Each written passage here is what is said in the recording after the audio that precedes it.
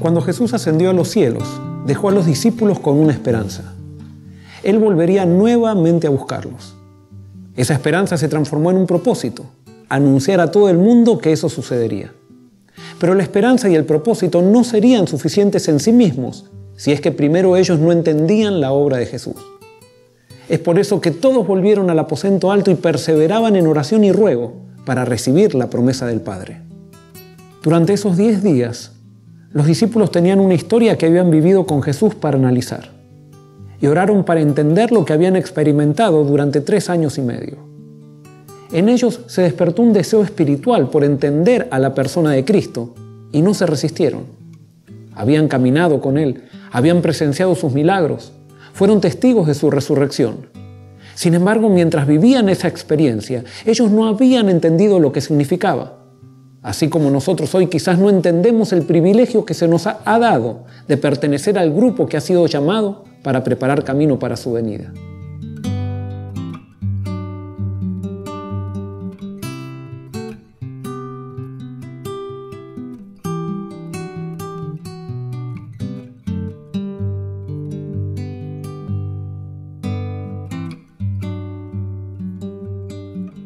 Los discípulos no habían buscado a Jesús, como tú y yo no lo buscamos. Ellos habían sido llamados por Él cuando se dedicaban a la pesca, cuando estaban cobrando impuestos, cuando estaban siguiendo sus propios sueños. No obstante, ellos tenían una inquietud espiritual que no la podían definir muy bien. Ellos sabían que el Mesías estaba por llegar, pero nunca se imaginaron que el mismo Mesías los elegiría para revolucionar el mundo. Lo mismo pasa contigo y conmigo. Hoy Jesús puede estar tomando la iniciativa para llamarte y llamarme a mí. ¿Cómo Jesús lo está haciendo? Posiblemente a través de este mensaje. Sí, así de sencillo. Si creemos en este llamado y lo seguimos, Jesús se encargará del resto. Hoy por hoy puede ser que no nos demos cuenta de lo que esto significa. Sin embargo, lo podremos entender si hacemos un alto para esperar la promesa y analizar el significado de la obra de Jesús. Cuando hagamos eso, comenzaremos a entender por qué Dios te trajo a ti y a mí hasta este momento.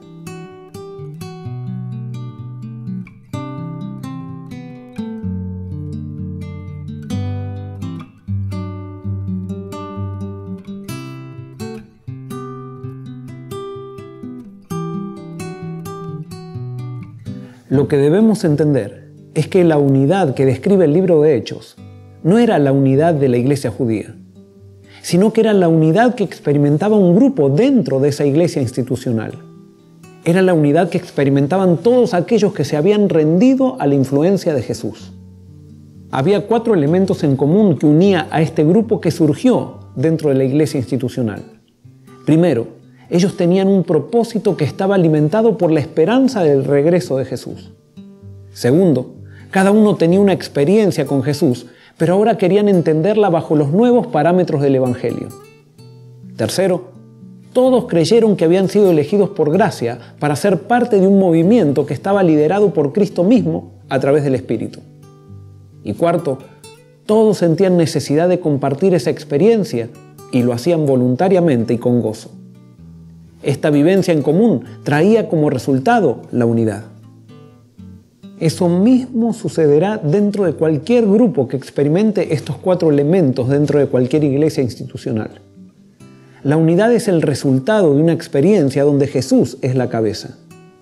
Es el resultado que se da en un grupo que levanta a Jesús y lo pone en el centro de su experiencia.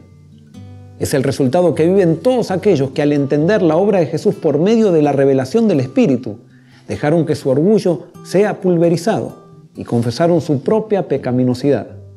Cuando eso sucede, la unidad se materializa y hace que la misión se transforme en una empresa poderosa que ninguna corriente adversa puede detener.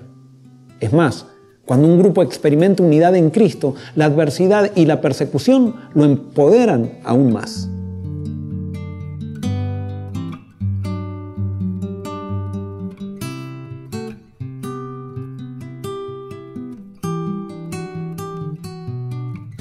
Lo más importante es notar que esta experiencia empezó primeramente por los 11 líderes que Jesús había elegido como discípulos 3 años atrás. Estos 12 individuos, mientras acompañaban a Jesús se peleaban entre ellos, competían entre sí y hasta querían prohibirle a otros que hicieran milagros en el nombre de Jesús. La diferencia la vivieron cuando pasaron por la experiencia del Calvario. Lo que experimentaron en ese monte, lo que allí vieron y lo que sintieron los dejó en una profunda confusión y chasco. Cuando Jesús resucitó, ellos todavía necesitaban que el Espíritu les revele y les haga entender lo que había sucedido en ese monte. Al analizar en oración durante 10 días esos acontecimientos en el contexto de la vida de Cristo, entonces, y solo entonces, experimentaron verdadera unidad que se manifestó en misión voluntaria.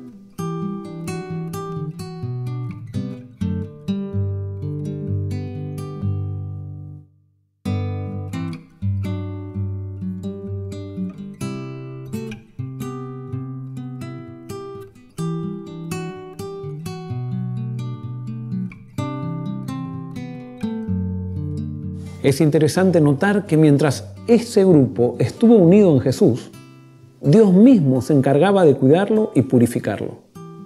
Ananías y Zafira, con su actitud egoísta y materialista, intentaron introducir un espíritu diferente dentro de la iglesia naciente, que si Dios no lo hubiera detenido, hubiera institucionalizado el movimiento apostólico para convertirse en una simple extensión de aquel templo que era dirigido por sacerdotes que estaban sedientos de poder político y material.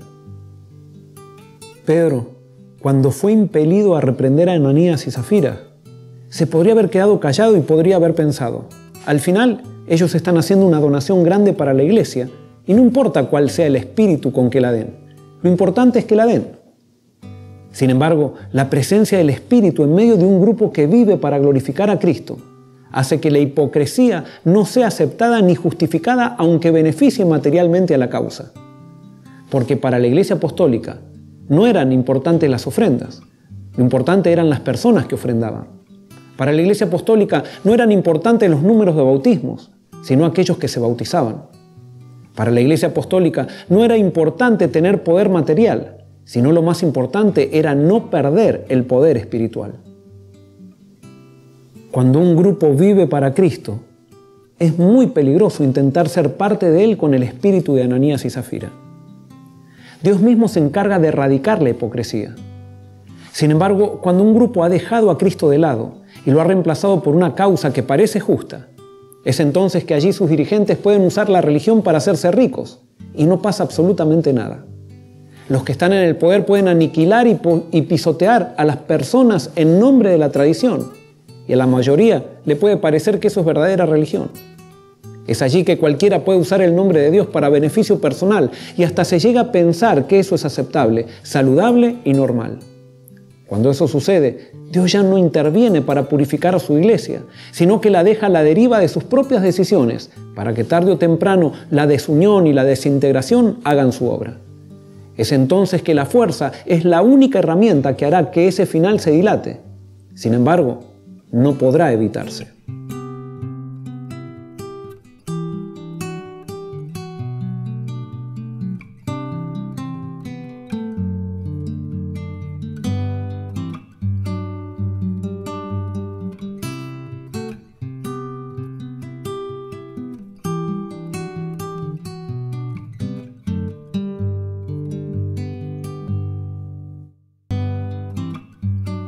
¿Te das cuenta ahora por qué cuando estamos lejos de Jesús nos resistimos tanto al reavivamiento y la reforma?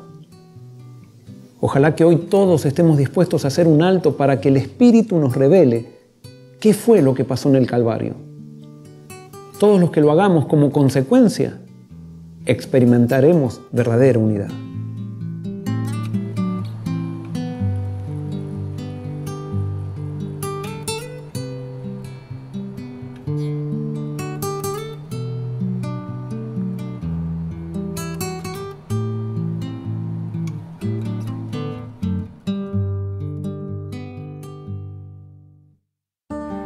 Si te sientes beneficiado por este diálogo virtual, simplemente compártelo y suscríbete a nuestro canal de YouTube, Su Casa Church.